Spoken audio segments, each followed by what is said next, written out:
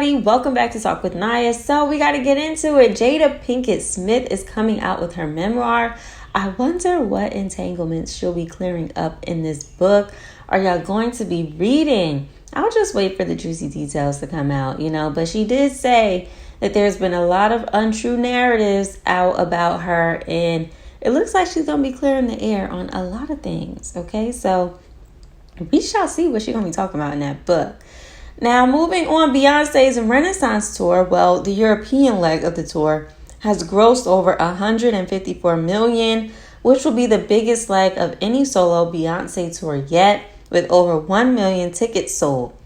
So let's see how well the American leg of the tour does, because I know she's going to be cashing out, okay? Now, Beyonce has also filed for 8 applications of the word Echoville, and fans are trying to figure out what this is for, because remember, we still need to know what Act 2 and Act 3 is, okay? So I don't know. And I definitely feel like there's going to be some new changes, some new things for the American leg of the tour. So I can't wait to see the snippets come out. Now, it looks like Lotto bought Cardi B a gift. I'm assuming this is for their collaboration, and put it on the floor again, because Cardi B went to social media and thanked Lotto for a Chanel bag, okay? Now, speaking of Cardi B, there was some discussion of her on TikTok where someone basically thinks that Cardi B was allegedly an industry plant. Listen to this.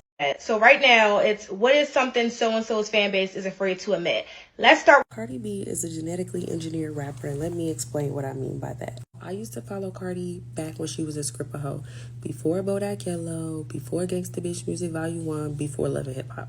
Instagram famous, before Instagram modeling was a thing, because she was hysterical. She used to go viral all the time, and she would be on World Star Hip Hop doing the most outrageous stuff like twerking in a diaper. Page was always getting deleted because she was just that inappropriate. She would be naked on Instagram, and she would get her followers back up in a snap the same day, and I was one of them. I follow every new page. That I never noticed about her page was any sort of studio flow, any sort of bars, any sort of music related content.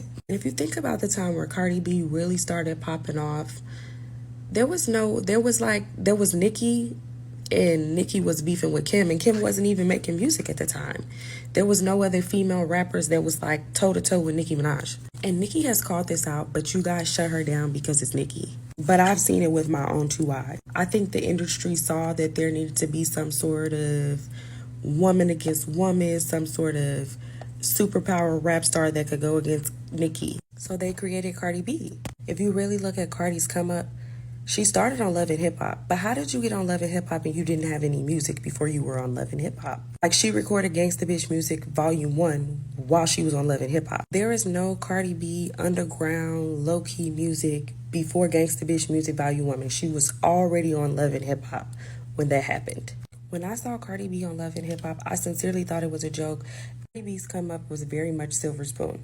She never had that awkward phase where she was busting down the record label doors, trying to knock on doors and get people to listen to her mixtape. She wasn't on the curb rapping, recording videos with somebody's iPhone. She never had that stage. Music that you see by Cardi B is a studio-produced album that she labeled a mixtape. That mixtape had the highest budget for a brand new artist that I have ever seen. The cover art was super duper professional. The videos that she made for that was like professional videos. Very much industry plant, and like, she won 2 BET Awards from her mixtapes, Gangsta Bitch Music Volume 1 and 2. But most of y'all can't even tell me any songs on those albums. You listen to Cardi B's story and her life story, like, she always talk about how they were poor. And you were so poor that you were drugging dudes to get a couple extra $100 out of them after y'all left the club. But you had the money to fund 2 major projects without a deal, with videos and photo shoots and all of that. I don't know. It's giving industry plant. Let me know how y'all feel about that, because not for nothing, what this girl was saying, it had me thinking a little bit like, I don't know. Okay. She may be going somewhere with those points she making. All right. Now, moving on, there's a lot of people excited for Nicki Minaj's album to drop.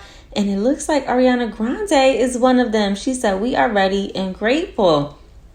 Now, I know a lot of people are excited for this album. I did talk about yesterday how the album is getting pushed back to November. So we shall see. We shall see. But Nicki Minaj also got on a new song with Lil Uzi Vert called Endless Fashion. Did y'all listen to the song? It looks like she mentioned Natalie Nunn's name. So Natalie Nunn gonna feel like, she on top of the world because Nicki Minaj said her name. So let me know what y'all thought about this song. But speaking of new albums, there's word out there that Drake is going to be dropping a new album, and people are saying it's going to be an R&B album. So we got to see. We got to see, okay? And lastly, Billboard is changing the rules. They decide that they will no longer count digital download singles from artists' web stores towards the Hot 100.